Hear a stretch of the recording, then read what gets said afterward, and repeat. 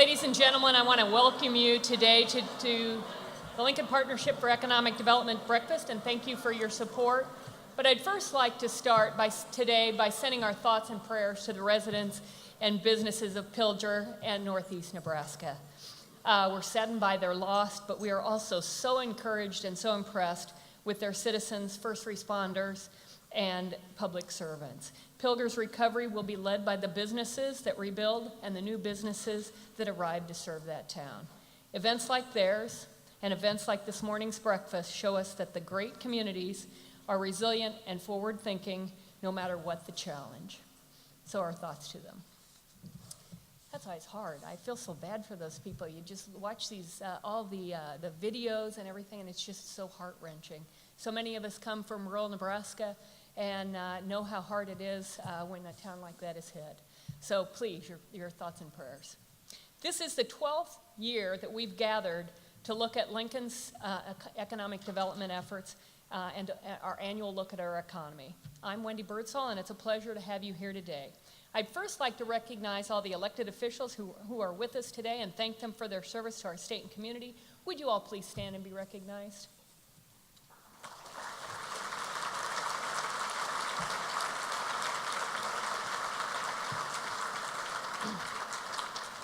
Thank you. I'd also like to thank the Board of Directors for both the Lincoln Chamber Economic Development Corporation and the Lincoln Partnership for Economic Development for their contribution to the success of the partnership. Would all of you please stand and be recognized?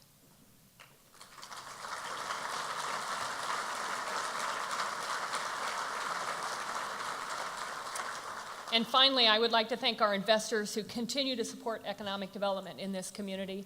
Something we did that's new this year was to put all the banners up behind me. These are our major investors in the Lincoln Partnership.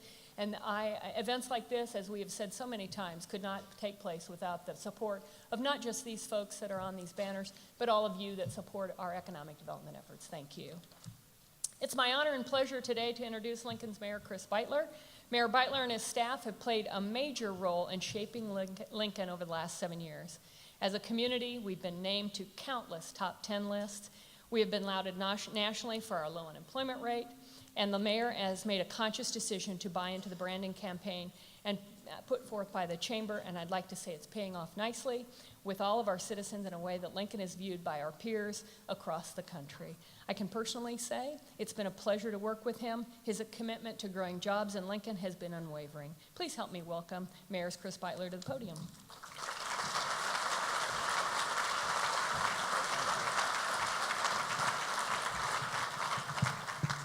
Well, good morning to you all. Not a bad thing to wake up and come and sit down to breakfast and have a good dose of economic development to go with your coffee and to share some new ideas that are coming from other places in enriching our discussion of how we advance the city in the area of economic development. It's obviously a subject that we care about a great deal. Obviously, there are many, many people in the community who are cooperating and organizing to move us ahead. And I want to take a minute, as I try to do at least at this event annually, to thank myself, all of the elected officials, all of the chamber activists, all of the LPED board members, the investors, and all of the many stakeholders involved in our economic development efforts. There has been indeed in this city tremendous cooperation and time invested over this last year. And we appreciate all that energy being expended into making Lincoln a better place to live and to work and to play. While we are proud of the capital city as the capital city of a major agricultural state, Lincoln, as I think you would agree, is in historical terms rapidly transforming itself into a highly diversified metropolitan community with a great deal to offer. At the core of our thriving business community is our workforce. According to business leadership, this continues to be a principal advantage of doing business in Lincoln. We have great workers. While we've experienced a great deal of success, obviously we must continue to strive mightily. Adapting our workforce development programs, for example, to an ever-changing business environment is an ongoing effort that will continue to require significant amounts of community involvement. Two of our most widely acknowledged challenges involve building a workforce pipeline that meets the skill set requirements and needs of targeted industry groups, and continuing to strengthen strategies aligned with entrepreneurship and innovation. Advanced training and an environment encouraging innovation can help drive economic growth. This occurs through the creation of new ideas and technologies and processes that lead to higher productivity, better jobs, and higher wages. Our capacity to innovate is a critical element of sustaining economic growth in our community over time. You've heard that much in recent times here, and it is so true. The good news is that over the last several years, we have seen remarkable progress on both of these initiatives, and thanks to many of you in the room today, a great deal of work has been done on our overall infrastructure that will ultimately have a positive impact on the well-being of the city. So let me finally mention how much I appreciate the strong public-private partnership that we have going in the city. I can't help but believe that these relationships also have been a catalyst for creating a positive business climate and a sense of community that we can all be proud of. So thank you for being here today. Thank you for the opportunity to say welcome to you this morning. We'll look forward to Diana shortly. Thank you.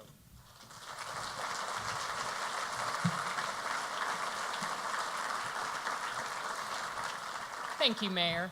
I'd also like to call your attention to each place setting received our latest annual Business Indicators Report. A portion of this is done by Dr. Eric Thompson by the Bureau of Business Research at the University of Nebraska-Lincoln.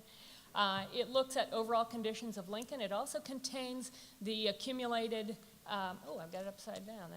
But you didn't know that, did you? It also has the results from our survey of businesses that we've just conducted and just finished.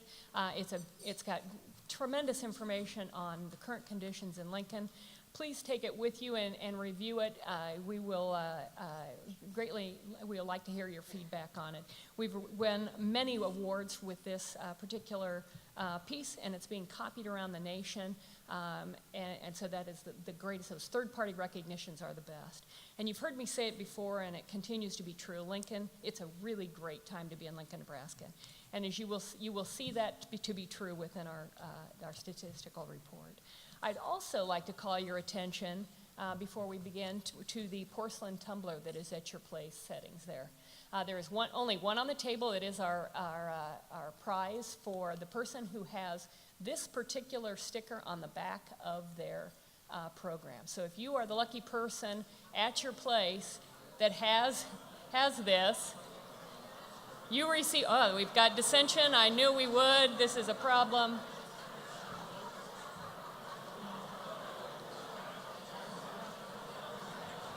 We've lost control. The inmates are now running the asylum.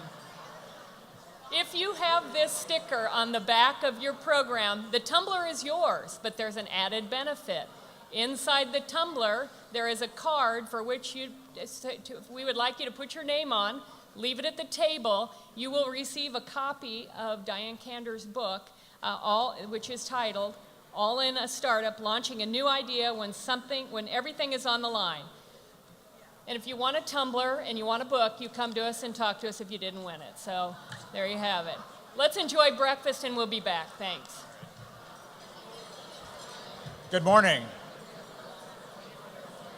Good morning, everyone.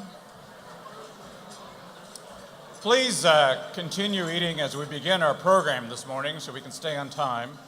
I also want to welcome you to the Lincoln Partnership for Economic Development Annual Breakfast. I'm Tom Henning, President and CEO of Assurity Life Insurance, and have the pleasure of serving as the co-chair of the Lincoln Partnership for Economic Development.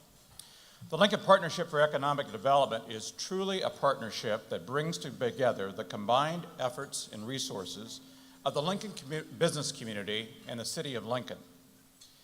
We have a common goal to create new economic opportunity for Lincoln area residents. The support by our investors and our elected officials in the community is an important part of our success, and I want to thank you all sincerely for all of your support.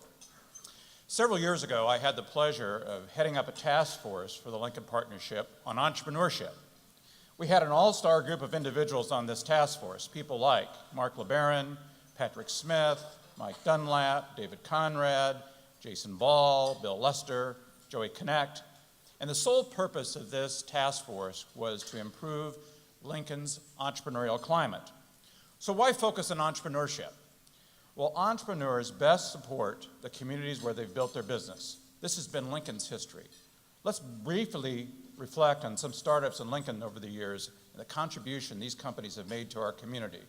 Entrepreneurs like Dwayne Ackley and Ton Ostergaard with Creek Carrier, Robert and Todd Duncan with Duncan Aviation, Don and Jim Clifton with Gallup, Lou, Ron, and Bob Harris with Harris Laboratories, Don Dillon and Dale Jensen with Information Technology, Dale and Mark LeBaron with Lincoln Industries, Steve Kine with a number of businesses over the years and now Nebraska Global, Jay and Mike Dunlap with Nelnet, George and Jim Abel with Nebco, Bill and Clay Smith with Speedway Motors. This is just to name a few. We could go on and on. All are examples of great businesses which were started in Lincoln and have greatly contributed to Lincoln's well-being. These entrepreneurial homegrown businesses typically provide higher paying professional jobs. In addition, these entrepreneurs generally support the community's various philanthropic efforts, whether human services needs, the arts, or educational institutions. The leaders of the respective companies are typically involved in providing volunteer leadership in numerous civic, cultural, and educational efforts in our community. I believe that the best jobs created in Lincoln come from our entrepreneurs. So over the past few years as a community, we put in place a number of things to support an entrepreneurial culture. Here's just a few. Nebraska Innovation Campus and the Makerspace, N-Motion and our accelerator program, N-Motion Hardware, Fuse co-working space, Turbine Flats, the entrepreneurial incubator at Southeast Community College. We've also created events to connect entrepreneurs and foster a startup culture throughout our community. Here's just a few. Jumpstart Challenge, Health Connect, Startup Week and Weekend, Open Coffee, 1 Million Cups, Ladies Who Launch, Welcome to the Jungle. We're creating this virtuous cycle where success begets success, and we're very excited about it. Here's just some of the recent startups in Lincoln over the last few years that have gone on to great success. Huddle, Blue Box, Mac Practice, just to name a few. In order to support a startup culture, what else do we need to do? What are we missing in Lincoln? What areas can we improve upon? Our speaker will probably have some ideas about that for us this morning. Fostering a startup culture and assisting in the development of an entrepreneurial endeavors is a priority for the LPED Board of Directors. Let us know your thoughts. We will continue to foster and focus on a balanced economic development approach, development of high growth potential startup enterprises, growth of our existing primary employers, attraction of new primary employers to the community, and ensuring that Lincoln has a competitive position in the world. The Board of Directors will continue to be vigilant in the pursuit of these important ventures. Thank you again, and please contact me if you have comments or suggestions on how to move our economic development program forward in our great city. Thank you.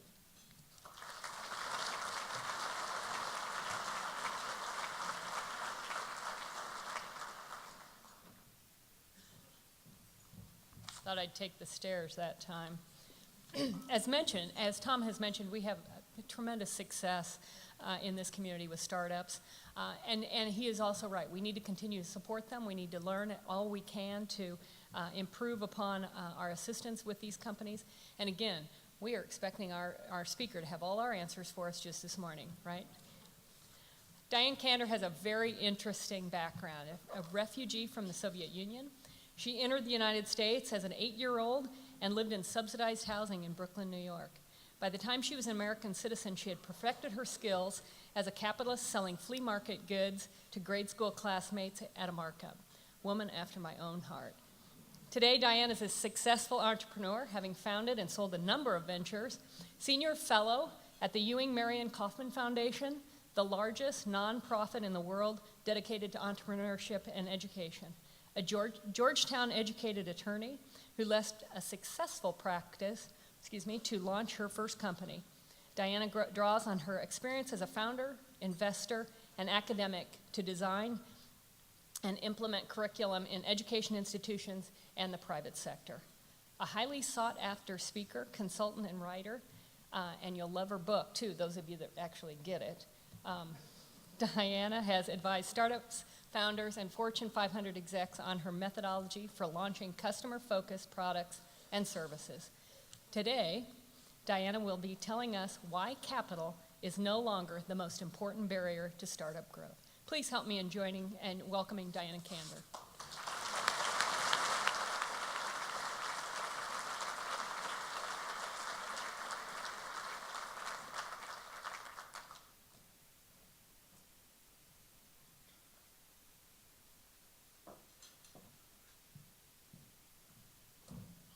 Good morning, everybody. How are you guys doing this morning?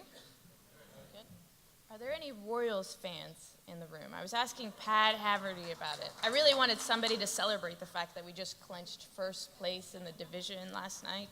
Anybody? No? Pat told me this would happen. He said, all you need to know is go Huskers, and then they'll like you. So I'm sorry I didn't start with that. Awesome. I'm really glad that Tom started out by telling you all the reasons why entrepreneurs are so valuable to a community. That saves me at least 15 to 20 slides. The Royals play at 1 o'clock today, so I'm hoping to be wrapped up before then. And thanks to Tom, I definitely will be now. So we know that entrepreneurs are incredibly valuable to our community for all the reasons that Tom mentioned. They were so personal both to him and to Lincoln.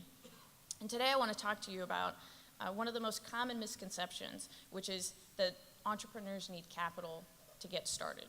And if you're not really into the startup space, the things I talk about today about why customers are now more important than capital, it's going to be just as applicable to new initiatives that you're launching inside your large organizations, inside your nonprofit organizations, as it is to startups. But the good news is it benefits startups too. So let's start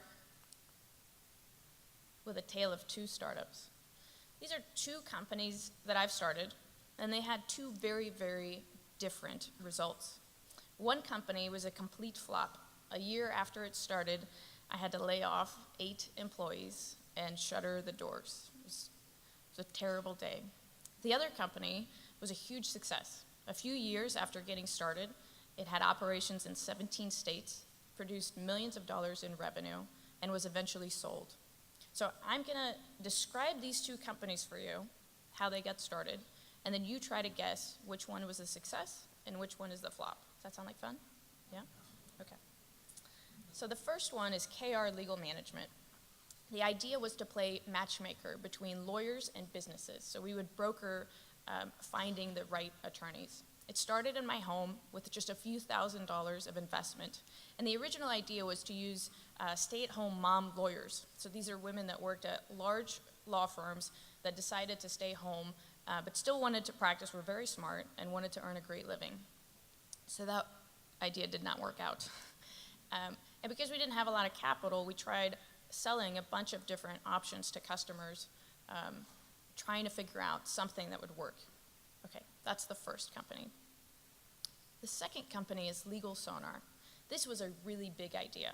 This was an online platform where you could go and find an attorney based on your social connections. So if you needed an estate planning attorney, you would log in with your LinkedIn or Facebook, and then it would show you all the estate planning attorneys in town that you had mutual friends with. Sounds pretty cool, right? It's a big idea.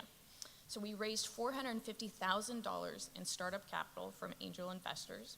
We hired the most coveted developer in all of Kansas City, and the local bar association not only endorsed our product, but actually rolled it out as one of their own offerings.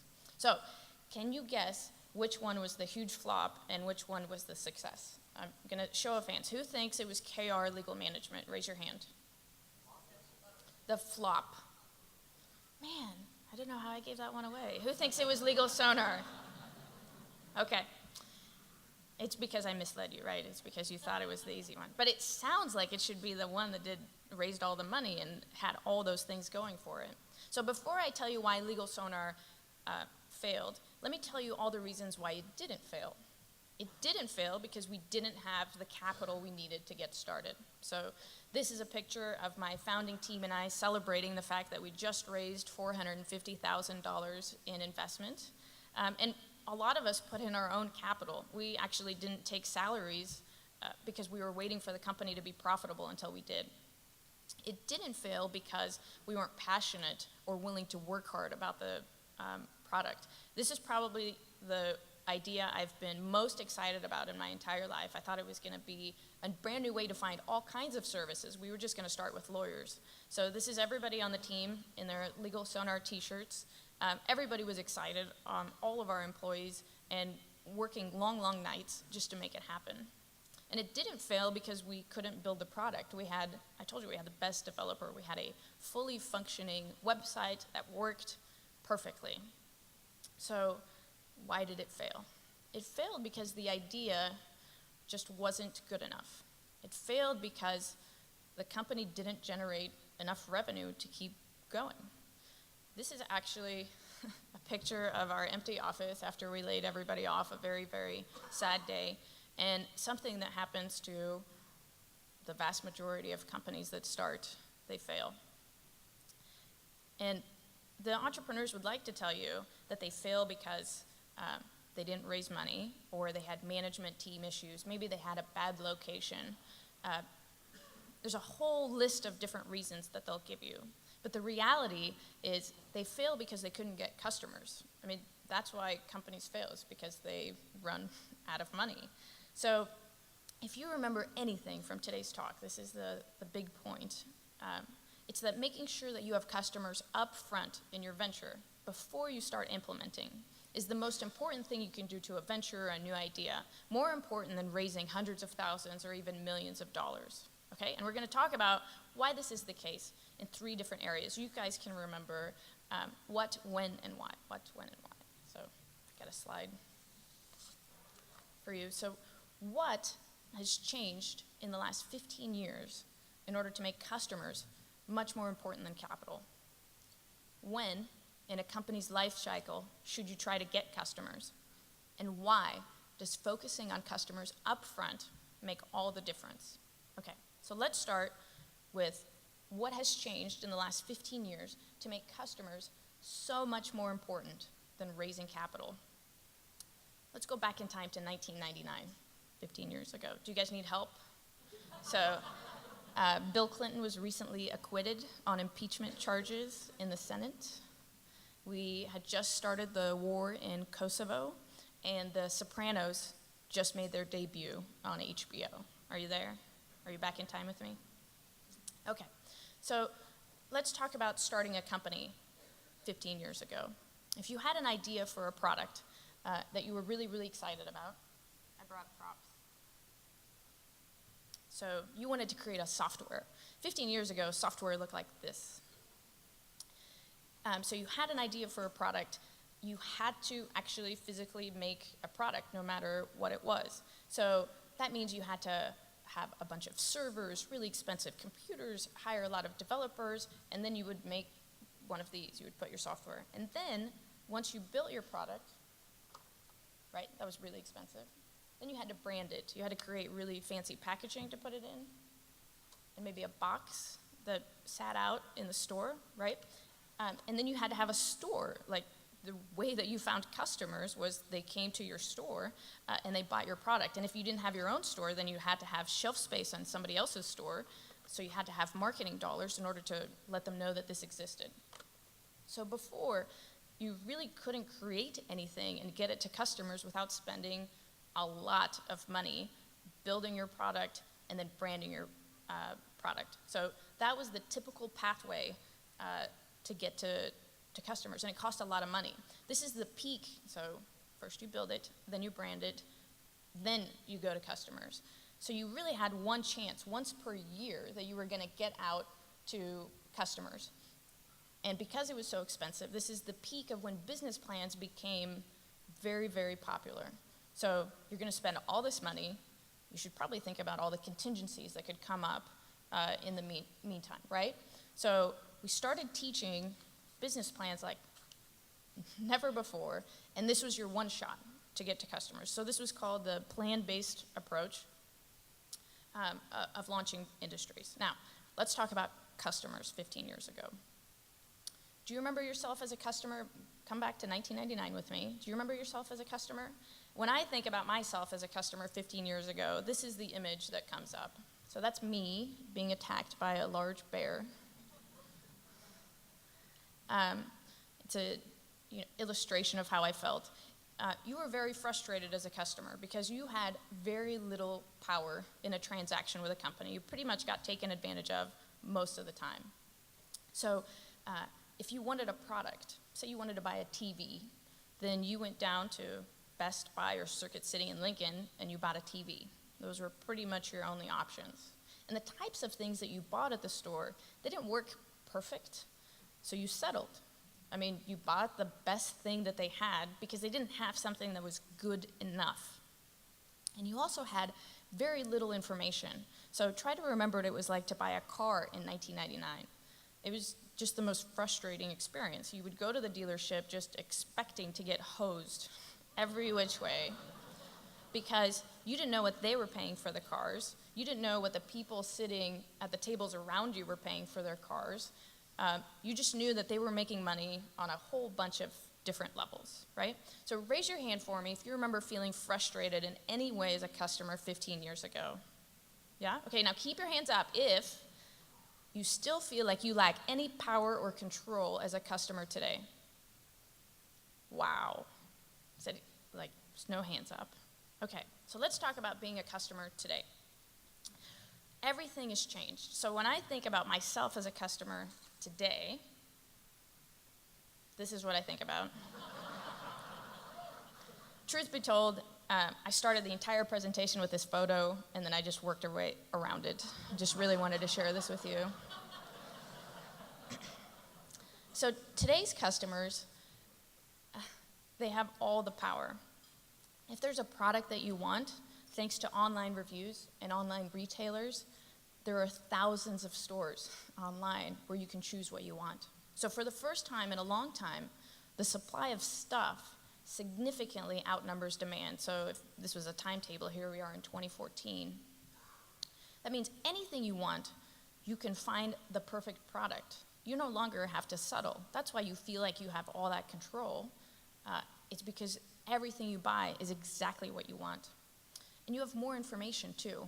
So I recently bought a car, and it was actually a fantastic experience. I'd like to share it with you. So I went to the dealership with all these printouts of what the company was paying on their invoice price for cars and what the typical resident of Columbia, Missouri, where I live, is paying for the specific car on a month-by-month basis. And I just handed all these printouts to the sales rep, and he was like, ah. And he did that long walk to go talk to the manager, which used to feel like nothing good could ever come of that. And while he was gone, I was playing with my phone, and I was just looking for additional discounts on the car or other pricing things. And I found this program called TrueCar, where they actually pre-negotiate the value of a car for you and then give you a certificate of a really, really great deal, even less than what you can negotiate for yourself. So there's no negotiation necessary. So my sales rep comes back, and he says, okay, you know that like act that they would do before? Okay, I got my manager to agree, we'll give you the price you want. And I was like, actually, I want this price. It's $800 less than what you just agreed to. And he was like, oh, my commission, you know? It was not a good moment for the dealership, but it's a great moment for the consumer that has all the power now. So I actually had more information than the company that I was buying from. So today's customers are very, very different than they were 15 years ago. They say, you don't need to call me telling me what you have. Don't interrupt my TV. I don't watch commercials. Don't interrupt my radio. I pay for special radio that doesn't have commercials. When I want something, I'm going to come find you. And then I'm going to compare you to hundreds of other stores that do exactly what you do until I find the exact perfect thing. So my husband, for his birthday, wanted to buy a Royals jersey. I'm sure that Royals jerseys are at their peak sales right now. He wanted a very specific jersey, a Ken Brett jersey. So for those of you who don't know, which I guarantee is everyone in the room, Ken Brett is George Brett's older brother who played on the Royals for 2 years. One of the years was the year that my husband was born, and he wanted a Ken Brett jersey. So in 1999, if Jason had wanted that jersey, his options would be to go to a thrift store and try to find a Ken Brett jersey. He could go to a sporting goods store and try to find a Ken Brett jersey, or he could make his own. So there's very, very little chance that he could have found what he was looking for in those 2 stores. And if you know my husband, you know that the chances of him sewing his own jersey are even less than the first 2 options. So he pretty much would have been out of luck. But in 2014, the story is very different. So he just went online, and he found no less than 20 different stores that had authentic jerseys from the year that Ken Brett played, the year that my husband was born. He had his selection. But none of those were actually good enough, because all of the jerseys that they had the letter K for his first name, and then a big space, and then Brett. And my husband really wanted there to be a period after the K. He was very particular. So he found another store that sold authentic jerseys from any given year that let you completely customize how it looks on the back. So this is Jason's awesome Ken Brett jersey with the period, you can see. It's perfect. And that's what today's customers want, perfection. They're no longer settling. So what happens when you apply today's consumer that has very high expectations, all the information, and an expectation of perfection to the traditional plan-based approach? When you spent all this money, so you have an idea, you spend all this money building your product, branding it, and then you take it to customers, and most of the time what happens is they say, nope, it's not good enough. So for the vast majority of companies, they've just spent all this money only to find out that it wasn't good enough. And most entrepreneurs think that the answer is they need capital. They need to make sure that their product includes all the bells and whistles. But that actually hasn't proven to be the case. We've seen in studies from the Kauffman Foundation that those companies that raise venture capital, these are companies that raise $500,000 or more, millions of dollars, 75% of those companies fail. So it's not how much money you throw at the problem. It's the fact that you're trying to guess at perfection at what customers want without actually knowing. Okay, so do you guys still remember the most important thing I told you from the speech? Anybody? Yeah, customers. Very good. Customers up front. So let's talk about what the new loop, the new building process for companies should look like. So say you come up with an idea. The very next thing you should do is try to prove that somebody is interested in buying your idea. Yep. Customers. You need to create a world as if your product existed to see if they actually are interested in buying the product. And then you build the exact product your customers wanted, and then you spend money on branding, but now you know the exact messages that your customers are interested in. They've told you what problem you're solving for them. So now you can create marketing that specifically addresses what it is that they want. Looking for customers first, right after you come up with an initial idea, is the best way to guarantee that there's going to be customers at the end of the road when you're finished building your product. And it guarantees that you're going to generate revenue from day one, which is a fascinating concept that a lot of startups these days are not following. This is what we did at KR, Legal Management. That's the first company I told you about. It started with just a few $1,000s and then grew to operations in 17 states in just a few years. we tried a whole bunch of different things. I told you we started with stay-at-home mom lawyers, and we actually had software that helped companies save on legal fees. We had other products and services, and because we didn't have any revenue, we pre-sold everything before we actually had it. This is how companies used to start a long, long time ago. And a lot of them didn't work, but several products were extremely popular with customers. So we actually didn't invest time or money into building anything. I mean, we invested a little bit, but not as much as people would in 1999 until we knew that there were going to be customers. And that's how we pinpointed the exact areas that would be successful for our company. So this seems pretty common sense, right? Start with customers. You're thinking, why did they bring this person all the way from Kansas City to talk about why customers are important? So in the vast majority of new ideas, this is not what's happening.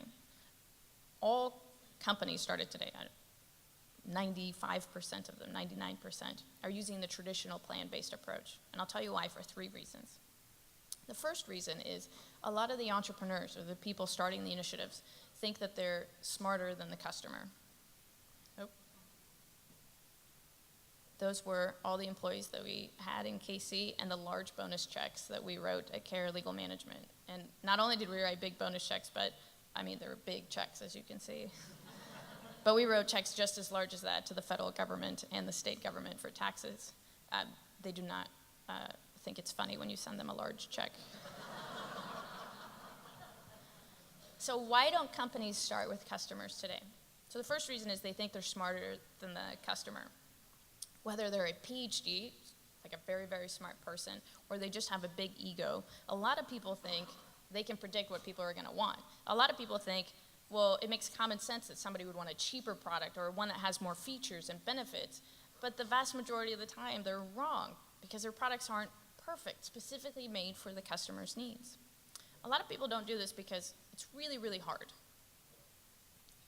Do you know how hard it is to talk to complete strangers and possibly face rejection or to hear that your idea is stupid? It's very, very hard. Do you know what's fun and not difficult? Buying t-shirts with your company name on them, working on the website, working on the software. These are things that are a lot, that feel productive at the time, but aren't actually assuring you that customers will be there at the end of the day. And the other reason that it's very difficult that most companies don't do this is the worst reason of all of it, is they think that they are communicating with customers. It's just that they're relying on false positives from those interactions to tell them that somebody wants their product, only to find out later that somebody doesn't. So these false positives come in 2 different scenarios. They're either vanity metrics. These are numbers that look fantastic for your company, but actually are completely meaningless. So vanity metrics include how many people go to your website, how many free downloads of your application you have, how many articles have been written about your company. These things all sound fantastic and you can show growth very easily, but none of them mean that people are actually going to pay money for your products. And the other false positive is asking the wrong questions, asking leading questions to which nobody could ever possibly give a negative response to.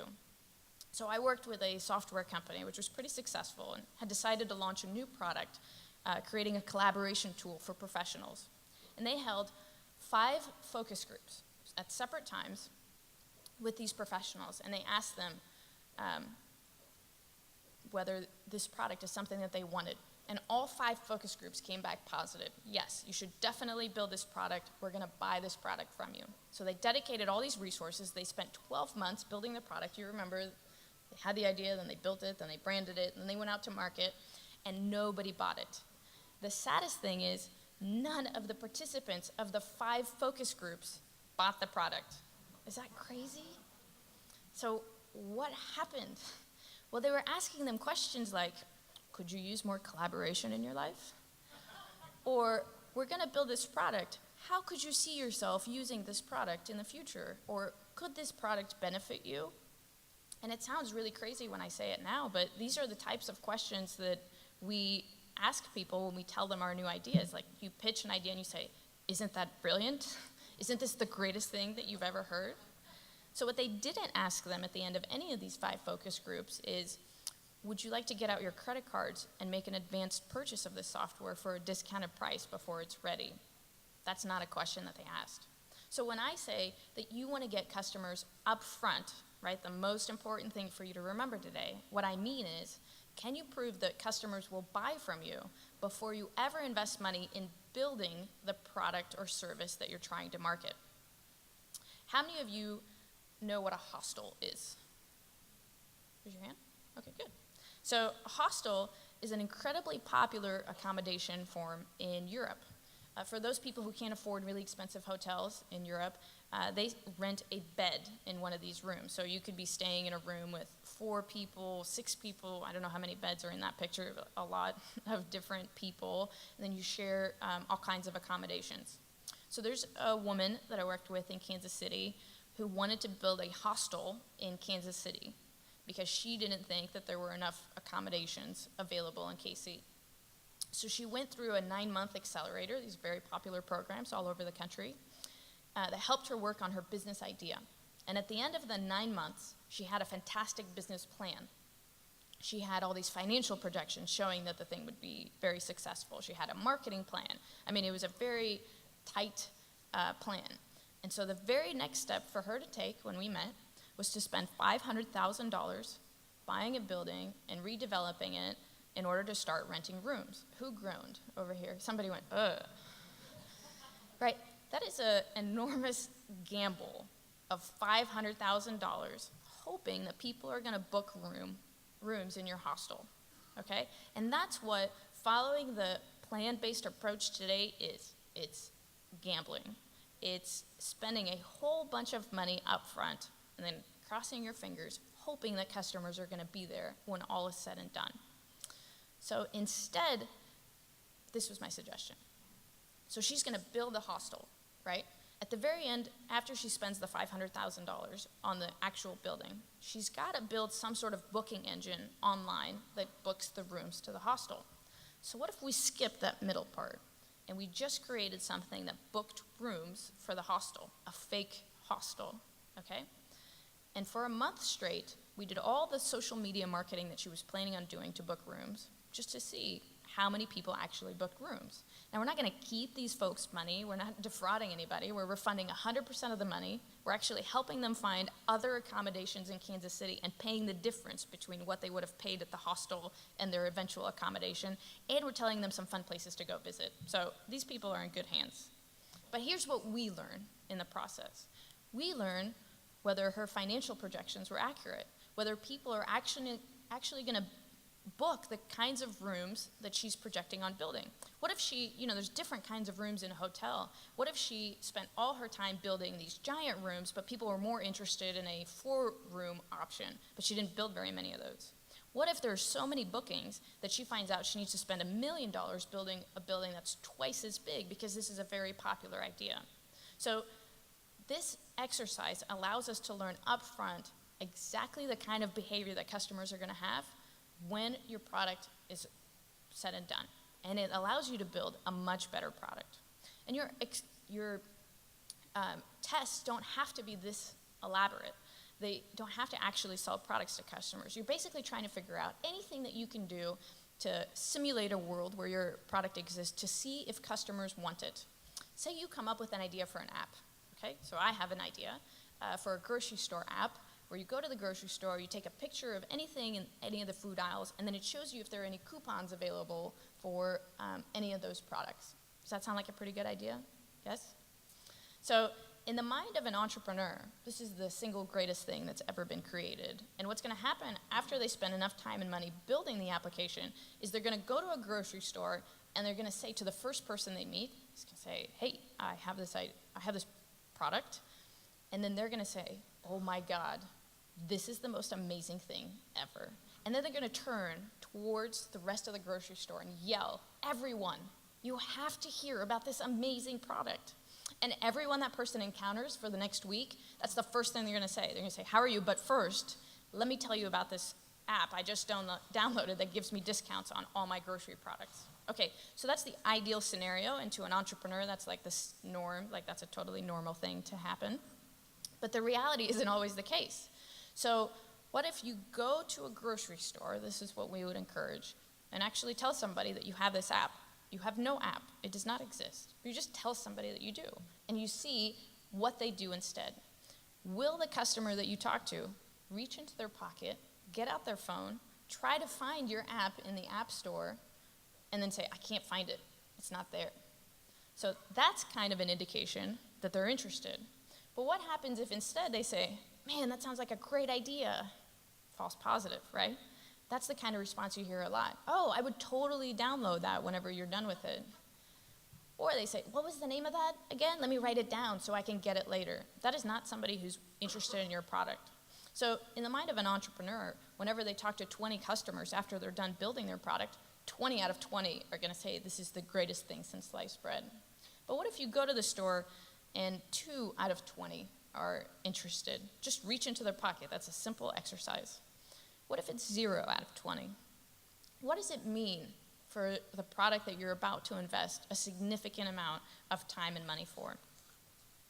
And it's not just that you're going to figure out if your product is going to make money. It's going to tell you exactly which product you're going to build. So Tom mentioned a local company called Huddle. Yep. So it's a huge Lincoln success. I'm sure you guys are all familiar with it. They started 8 years ago. I learned some really important statistics about Huddle, so now I'm going to tell you what they are. They started 8 years ago. Now they're on the Inc. 5,000 list of fastest growing companies. They employ, I think, almost 100 people here in Lincoln, and now they've just hired about 40 more in Omaha. I mean, this is a very, very successful company. So very early on, before they had their product finished, Huddle started reaching out to customers. One of their co-founders wrote an article about this a couple years ago. They started making calls before they were done with the product to see if customers were interested in buying. So the product is a software that lets you review video footage of games in order for athletes to be able to prepare for games. So several different things happened when they started reaching out to customers. The first thing is they learned that the schools that they were reaching out to had a firm purchasing timeline. So they had to make decisions by July, and they had to cut checks by August or September. So what would it mean to your business if you just found out that your customers could only decide to buy your product in July? Wouldn't that impact the hiring decisions that you decided to make in your company or the timeline for releasing your product? The next thing that they found was that half the time, booster clubs were actually paying for Huddle's product.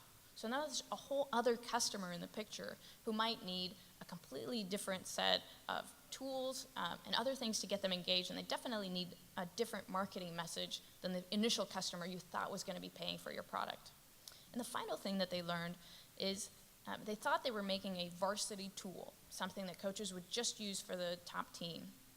But when they were talking to customers, the coaches told them in order for the price they wanted to be interesting, it had to include JV teams and freshman teams as well. So the product they thought they were building was close, but it wasn't perfect. And they found out up front, before they finished building the product, the perfect solution that people would just be ready to hand money out for. And that accounts for a lot of their success today.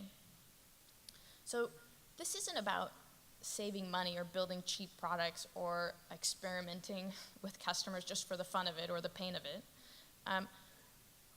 This is about performing experiments to test demand. Let's go back to the software example. So the software company that held the 5 focus groups and had nothing to show for it. This could be a really stupid question, but I would love your participation. What would it have meant to that company if they had done this up front? If they had gone to customers up front and tested demand, what would it mean for the company as a whole? Just shout out your answers, or I'm going to start calling on folks. Yeah, they could have made more money. Anything else? Yeah. Anything else? Okay, what do you mean? Yeah, they could change the strategy. That's absolutely right. So the ability to iterate on your original idea, that means try some other option, is an invaluable concept in startups. You need to have time to make adjustments. And as we saw it in the plan-based approach, it's very difficult after you spent a lot of time and resources building something and branding something to make any kind of adjustments. Your adjustments are going to be like 1 degree to the left or right, but they're not going to be a total redesign of the product. So I'd love to tell you about one of my favorite experiments that shows the power of iteration. It's called the Marshmallow Challenge. So the Marshmallow Challenge gives you 18 minutes to build the tallest freestanding structure out of these supplies. So you have 20 sticks of pasta, 1 yard of tape, 1 yard of rope, and 1 large marshmallow. I brought a marshmallow to show you. It's my large marshmallow. And my spaghetti. I have a very eclectic, different group of things in that bag. So you have to build the tallest freestanding structure, and the marshmallow has to go on the very top. That's the only rule. So different groups of people have taken this challenge. Architects, students, management professionals from the Fortune 50. I want to focus on 2 very specific groups of people who took the challenge: MBAs and kindergartners. We're going to peg them against one another. So who do you think did better by building the tallest, most stable structure? People who had been taught in business school how to carefully plan and execute ideas, or kindergartners? You guys want to shout out? Gosh, you're very good at guessing the things I set up for you. All right, so the average structure built in this challenge is about 20 inches, just tall. MBAs averaged 10 inches for their average structure. That's half of the average of everyone who took the challenge. Kindergartners average 25 inches.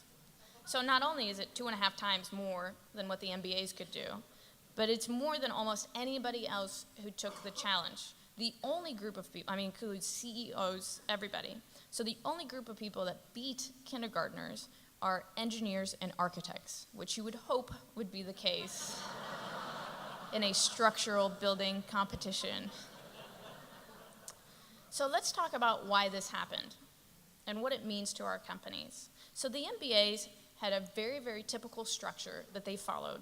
They would spend the first 30% of their allotted 18 minutes planning the perfect structure. It should look like this. No, this should go here. Then they spent 60% of their time building the structure, taking different roles, and then with just a few minutes left, if you're doing the math, they've now spent 90% of their time executing on this venture. With just a few minutes left, they finally put the marshmallow on top, only to watch the whole thing tumble under the weight of the marshmallow because it's kind of heavy. Whoa. See? So now they have a few minutes left out of their 18 minutes, and they're scrambling around, so they grab the spaghetti sticks and they stick a marshmallow on top, basically anything they could do to create a standing structure, and that's how you get to an average of 10 inches. It's what you can build in 1.5 minutes, basically. So what's interesting is that almost all the MBAs who took this challenge followed this same approach. I don't know if this sounds familiar to you of what we've been talking about today, but this is the traditional plan-based approach. You come up with an idea, and then you spend all your time building something, and then you hope at the end that it'll work, only to find a lot of the time that it doesn't. So the MBAs and our startups are experiencing very similar phenomenon. Now let's talk about the kindergartners and why they were so successful. So they took a very different approach. The kindergartners start with a very small structure, something with a marshmallow already on top.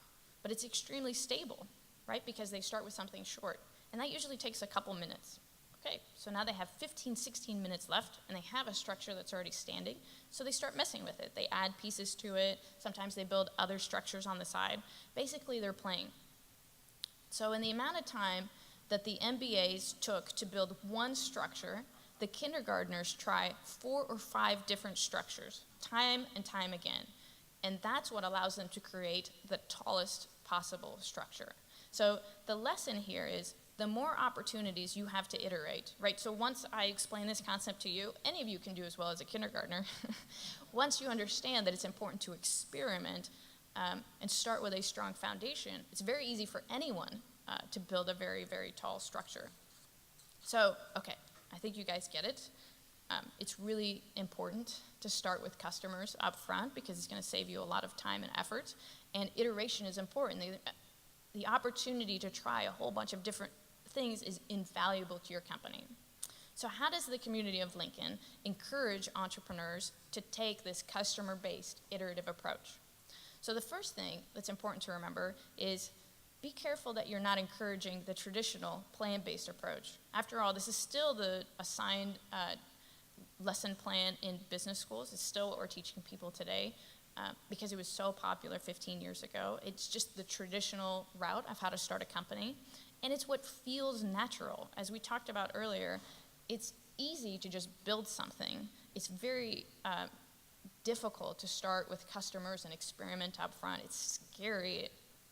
Having done it myself, it's not as easy. So it's very natural to follow the plan-based approach, and it's what we're teaching in school. So you have to be careful that your existing programs aren't just encouraging people to come up and say, I'm going to build the tallest possible structure possible, only to watch it collapse under the weight of the marshmallow a year or 2 years later. And the marshmallow in real life is cash flow, which is what causes the collapse of most of our business structures. So instead, you need to create programs and policies that are actually enforcing people to get customers instead of building things. So you encourage them to start with a strong foundation with the marshmallow on top, that's customers, and help them build structures moving forward. So this is nothing new to Lincoln. Tom mentioned so many different companies like Huddle, Lincoln Industries, that have already done this. They started with customers and then built their product. And it's no coincidence that most of the companies on the list that Tom mentioned started in this specific format. So one last thing I want to say about the Marshmallow Challenge. So these tools that they hand out during the Marshmallow Challenge, they're resources available to the different teams. And as we saw from the challenge, different groups are going to use the same tools differently. So your job as a community is not just to hand resources to entrepreneurs expecting them to know what to do with them. You don't just hand office space or capital to companies. You need to put that hand in hand with encouraging them to take the iterative, customer-based approach. So don't encourage them to be fortune tellers, to try to guess what people are going to want a couple of years down the line, or to build the perfect, tallest structure. Encourage them to be detectives. So these are people that use facts. They interview witnesses or customers in order to find the perfect answer to their problem. And in your own companies, if you were thinking about who you would want to hire, if you were thinking about somebody who's a professional fortune teller, not like an actual fortune teller, but somebody who has a resume as a fortune teller, or a detective, you would much prefer to hire the detective to lead a new initiative. Okay, so how do we encourage detective-type thinking in our entrepreneurs? Well, as a community, if you are running programs like pitch competitions, and again, Tom mentioned a couple, make sure that an integral part of pitching is talking about the kind of interactions you've had with customers. How much revenue have you created? How many people went into their pocket and couldn't find the app in the App Store? What kind of demand can you prove? Not just using vanity metrics. If you're giving resources to individuals, then you need to make sure that they understand that those resources go hand in hand with expectations that they get customers before they actually build something. Basically, anything you can do to keep them from spending a whole bunch of time and money building things that people might not want to buy. If you're a local Lincoln company, the greatest thing you can do is make yourself available as a customer to these companies. So we all made a decision a long time ago that for large projects in our community, we're going to dedicate a small percentage of the resources to women-owned businesses or minority-owned businesses. So why not spend and dedicate a small percentage of your supplier budget to local Lincoln-based companies? It's not such a crazy idea. And you could issue challenges to the local entrepreneurs to help partner with you to create new products that you might be interested in. Tom talked about the Jumpstart Challenge. I have a similar class that I'll be teaching at the University of Missouri in 2015, where Missouri-based companies actually come into the classroom, pitch a problem or a challenge that they're experiencing, and then students break up into teams to create new initiatives to partner with them to solve the problem of the company and create new product lines for the business. And last thing you could do, a very small thing, is just make time to meet with a local entrepreneur maybe once a quarter or once every 6 months. I mean, these are the best ways to keep people in your community, by giving them a network that they can depend on, by making yourself available as a potential customer. I know Wendy wanted me to tell you the exact formula for building successful startups in your community, but as you can tell, there is no secret sauce. There is no magic formula. In fact, most people think that economic development is like professional gambling, that you're just taking huge risks with public dollars, hoping to get lucky. Well, in the book that many of you are going to get a free copy of, it doesn't come out until June 30th, so that's why we didn't have actual books here. We're not just teasing you with it. The book is a fictional story based at the World Series of Poker about starting new initiatives. And I had the opportunity to actually interview a lot of professional gamblers, a lot of professional poker players. And I found something very, very interesting. Professional gamblers actually don't depend on luck to make their living. They don't play every single hand hoping to get lucky. The most interesting thing I found from these conversations is that professional poker players actually play a very small percentage of hands, but ones where they think they have a strategic advantage of winning. So that's a very interesting way of thinking that I think both economic development folks and entrepreneurs can apply to their trade. If you spend time up front testing an idea before you dedicate resources to it, I guarantee you're going to find huge opportunities. So the trick is just not investing too much time and effort up front before you know that there's going to be results for the particular program. To the outside world, it's going to look like you just get lucky a lot. But to the trained observer and the poker players among us in the room, they're going to know that you're just saving your chips until those moments that you know you're going to need the least luck to win, where you have the greatest chance of winning. Thank you.